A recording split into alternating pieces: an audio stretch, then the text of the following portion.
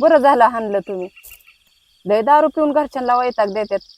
निदान दारू तरी सुटन त्यांची. कोणाचा फोन आहे का? अहो काय नाही, चुलते लय दारू पितात म्हणून वडिलांनी हाणलंय त्यांना.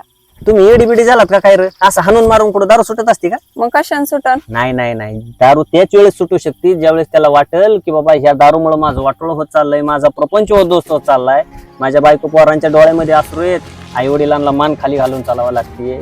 त्याचं अंतर्मन त्याला ज्यावेळेस खायला लागल ना, त्याच्या डोळ्यामध्ये त्यावेळेस अश्रू येतील ना, त्याच वेळेस त्याची दारू सुटू शकते. अन्यथा नाही.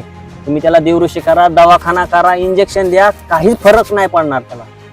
ज्यावेळेस माणसाला त्याचं अंतर्मन त्याला खायला लागतं, त्याचं मन त्याला म्हणायला लागतं की ह्या गोष्टींमुळे माझं वाटोळ होत चाललंय, माझा प्रपंच उद्ध्वस्त होत चाललाय, आणि ज्यावेळेस मी ही गोष्ट सोडेल ना, त्याच वेळेस माझं भलंय, त्याच वेळेस त्याची दारू असं व्यसन सुटू शकतात.